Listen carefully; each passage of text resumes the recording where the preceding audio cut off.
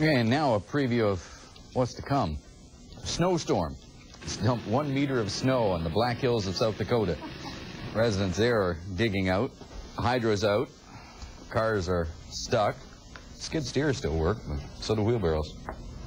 That seems strange. They're not really dressed for the cold weather, short sleeves. Well, as soon as the snow came through, the sun came back out. It was cold on the other side of it. But we're on the warm side of that particular system. And but it sounds like we might get on the cold side. Well, I think we will, but not a meter's worth of snow that will be coming through. Let's, first of all, though, before we get underway tonight, give you another letter. As you know, we're underway once again with the Toro Weather Word, and our letter tonight is an A. You'll take this letter with the ones I gave you last night and the ones that we'll give you later on this week.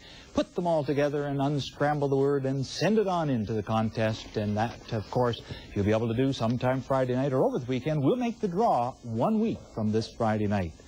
Well, our weather camera was out earlier on today in through the Plattsville area. Lee Terry was with it, and we had lots of sunshine. And as we can take a look along the river, we know that it was just a gorgeous day. Actually, a good day to be out and around and have a chance to get out and enjoy a little bit of the fall.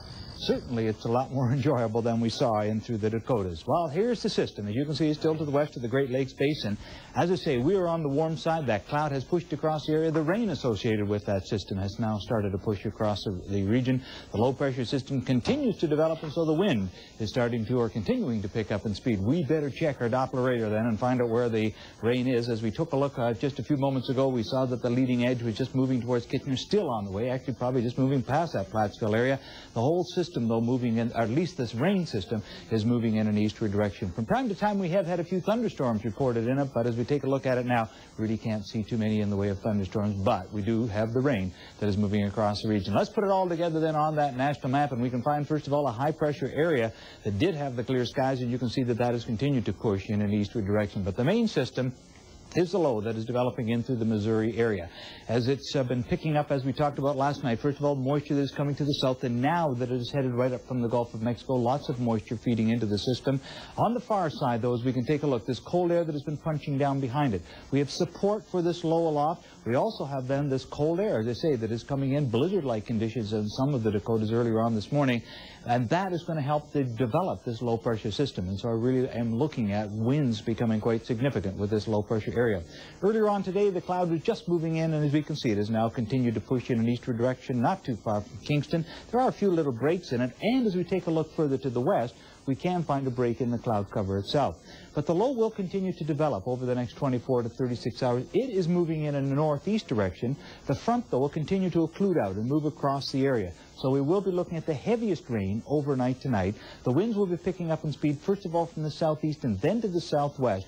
The second front, then, with the colder air, that'll have a chance to come through late tomorrow afternoon, probably later in the day. But overnight tonight, cloud and some rain. We're looking at upwards of about 15, perhaps 20 millimeters of rain as we take the low temperature down to 11 degrees, which really isn't all that low. We could even still see a few isolated thunderstorms.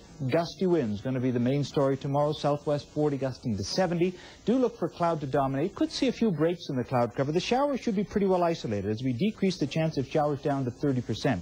That 13, you'll see, will be recorded comparatively early in the day because through the afternoon it'll hold steady, and then it'll start to drop significantly as the second front comes through. 6:57 sunrise, my goodness, 5:20 sunset tomorrow evening. Let's take a peek at the 5-day forecast then. Ooh, colder air coming in, as I mentioned, on Thursday.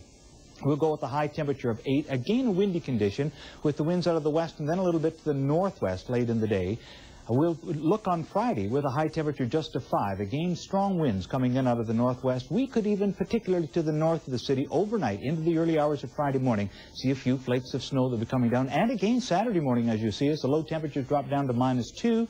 And we'll just take the high temperatures to +5 degrees, +7 though as we head into Sunday. Each Saturday afternoon we'll see a little bit more sun, and I think a nice mix of sun and cloud by Sunday afternoon.